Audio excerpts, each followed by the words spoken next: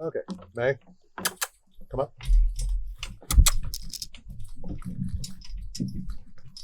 How old is Meg? 17. I think you told me that. Yeah, that's all right. I And forget. they live to about 20, 25?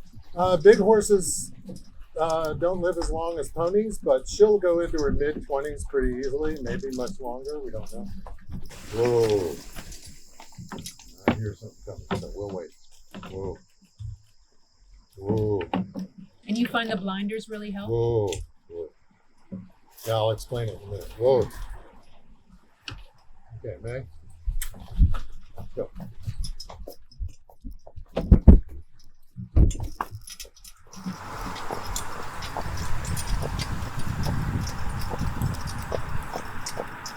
Right. Yeah, horses see better behind them and to the side than they do forward.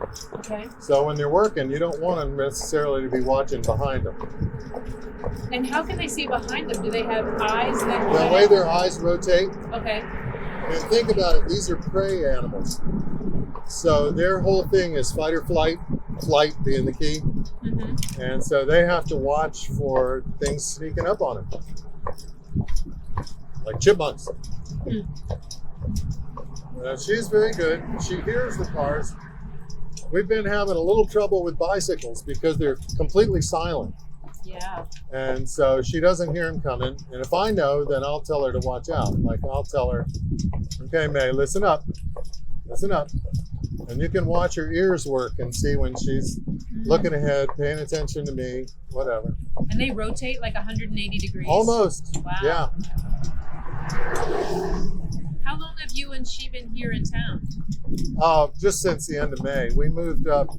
My last trip, I did 3 round trips, 11 hours each way, in a week at the end of May. So May 26th, I was finally here for good.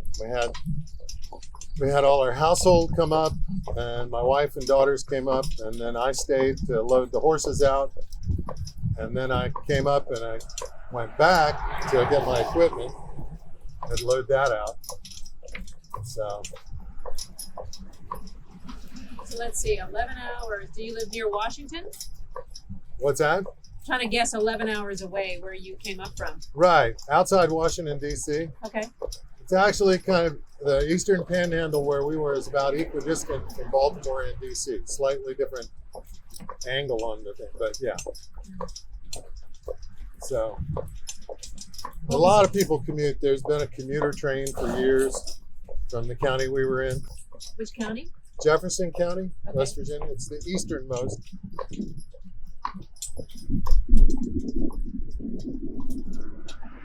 We always thought it was What was kind your work? What's that? What was your work? My last 15 years, I had a lot of different jobs. But my last 15 years, I was a teacher. Ah. I taught middle school and high school and college Spanish. Por eso, le hablo en español mucho. Uh-huh. Hello.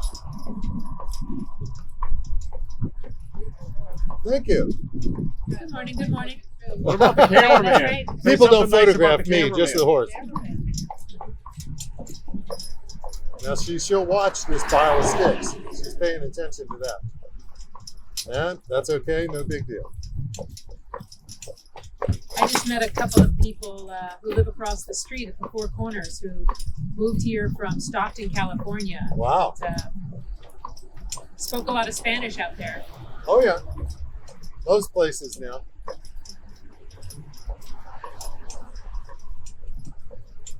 Yeah, my kids tease me about it. I'm the only one in the family that speaks Spanish, and I'm fluent. So we go to restaurants and stuff. I'm chatting away with the waiters. They're going, "God, Dad." What countries did you do a lot of your practice in? Oh, I take, until the COVID, I was taking groups to Costa Rica every year. Mm. And Nicaragua, I would go until the government there got too crazy. The current government in Nicaragua is just a travesty, betrayal of the revolution. And anyway, so there, Peru, I did the obligatory Machu Picchu. Mexico, Mostly Central America. Yeah. There was an exchange for many years, and I don't know when it ended or even if it has ended, between the community school in South Tamworth, Yeah. and there was a Quaker school in Monteverde. Right. I've been there. So you They know made about cheese. so you know about the connection. Yeah. I didn't know about the connection to Tamworth, but I knew about the Quaker school and Yes. the Quaker community there. They set up a cheese factory. Oh, cool. And that was years ago. I think they went in the 50s. And that part of Costa Rica is, they're up in the cloud forest. And it's amazing. They, the local school children did fundraisers and bought up like 3,000 acres of forest and set it up as a preserve. And one time I was up there, a friend and I, and there happened to be a big soccer match coming on, U.S. versus somebody. And so we wanted to see the match and went into a local bar right there in town. And then the bar filled up and, oh, that's interesting. We didn't hear any cars pull up or anything. I went out and it was all cowboys. All the horses were tied up outside because they work their cattle with horses up in the mountains there. Can't really use a vehicle sometimes. But it was a lot of fun. So I would take student groups and adult groups down. I'm part owner of a little hotel on the South Pacific coast. Oh, that's sweet. What's the name of it? It's called Big Bamboo. Big Bamboo. Is there bamboo in the Oh, yeah. Costa Rican? Yeah, big forest of bamboo right Wow. nearby. I mean, I guess if it can Listen grow up, in. May. Listen up.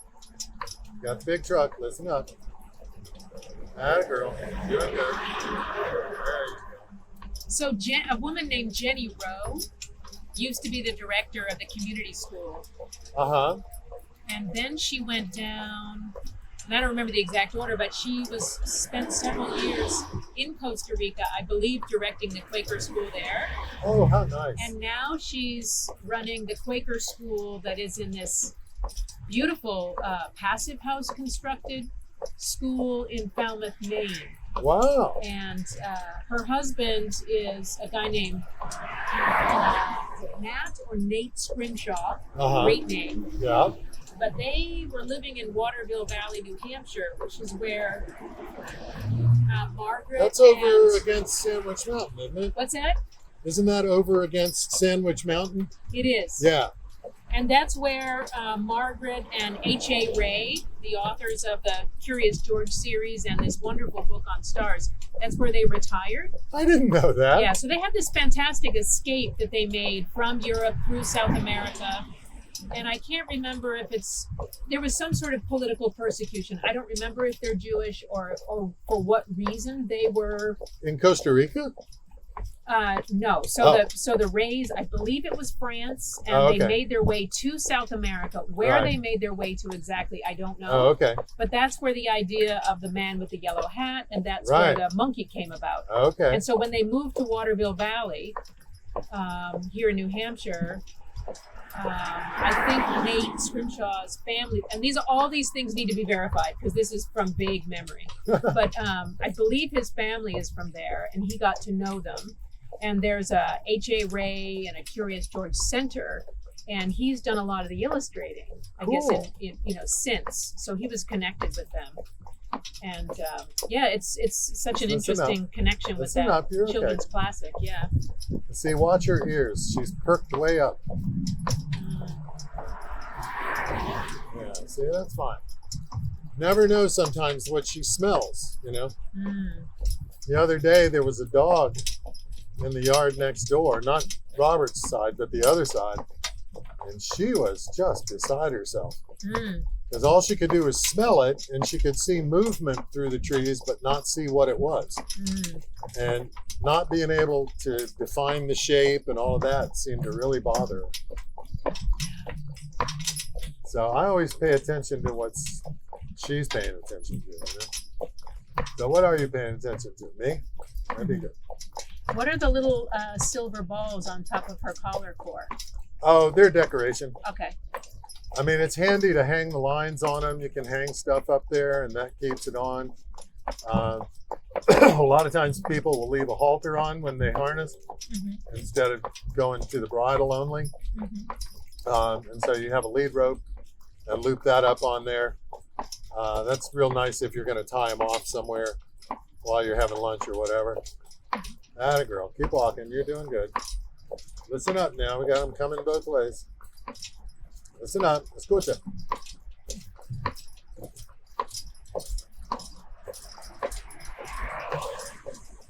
She was at one time on an Amish farm, so I don't know that she understands any Spanish except when I'm teaching. Atta girl.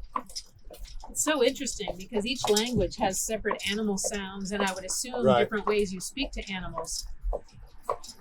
A lot of it in any language is just going to be tone of voice. You know, if I'm confident, if I'm relaxed, she picks that up no matter what words I use. Mm-hmm. If I'm being like, she's watching the river now because, you know, that's, what if that came up here? You know, and the shimmers of it and things like that. Mm. Yeah, and that thing across the road, what was that? That's my girl, easy now. That's right. There you go. Walk along. You're good. Now we got room on the side. Yep. That's good. Grant, would you pronounce your last name so I say it properly? Prillaman? Prillaman.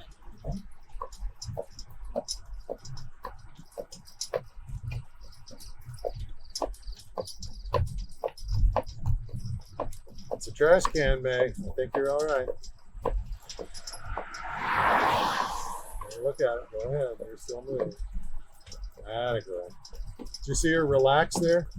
I wasn't looking. Yeah, that's my job. You don't have to. Well, I think I will. It's Now this, she won't like the bicycle, but it's not coming up behind her, so it should be okay. She may stop. And I'm not going to force her forward. We'll let her look at it. Yep, there she goes. And she'll maybe move sideways, maybe not. But I'll let her watch. There you go. You see the bicycle? Atta girl. Good girl. Atta girl. Good morning. But I find with horses, if I give them a moment to just make up their own mind, then we're fine.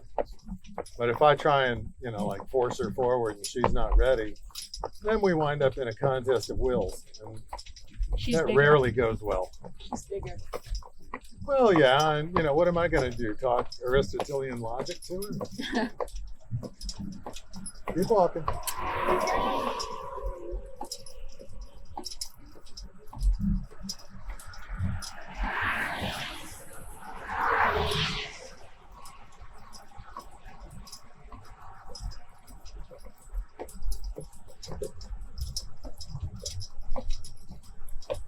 See the car over there? Big old truck, huh? You're all right. Easy does it. You're fine. You're fine. Easy does it. Atta girl. Listen up. Good girl. It's okay. Listen up. You're fine. Atta girl. Almost off. There we go. We'll cut it early. How's that? We'll just go right on up the hill. Today's the last day of August. Yes.